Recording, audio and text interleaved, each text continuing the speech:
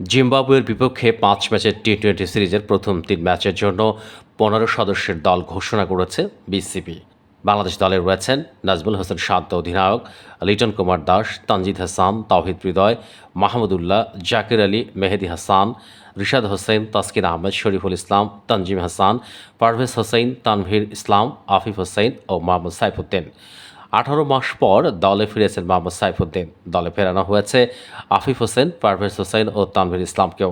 আর টি-20 দলে প্রথমবারের মতো ডাক পেয়েছেন ওপেনার তানজিদ হাসান। তবে সাকিব আল হাসান ও মোস্তাফিজুর রহমানকে প্রথম ৩ ম্যাচের দলে রাখা হয়নি।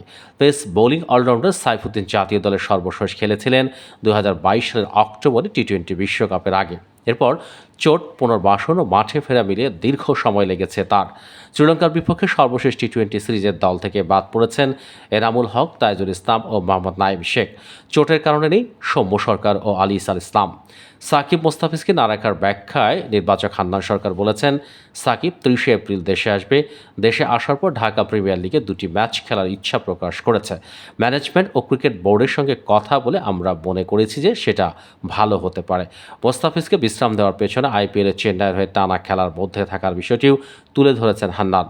বিপিএল খেলেছে, এরপর শ্রীলঙ্কার বিপক্ষে টি-20 ও ওয়ানডে সিরিজ খেলেছে, এখন আইপিএলে খেলছে। লম্বা সময় খেলার মধ্যে থাকায় রিকভারির ব্যাপার আছে, সেটা মানসিক ও শারীরিক দুটি দিকেই। সাকিব ও মোস্তাফিজ না থাকায় দলে ফেরানো হয়েছে আফিফ ও সাইফুদ্দিনকে।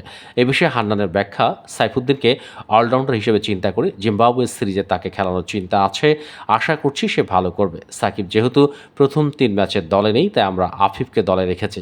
৫ ম্যাচ সিরিজের প্রথম ৩টি ম্যাচ হবে চট্টগ্রামের জহুর আহমেদ চৌধুরী স্টেডিয়ামে, পরের ২টি ঢাকায়। প্রথম টি-20 ৩ মে।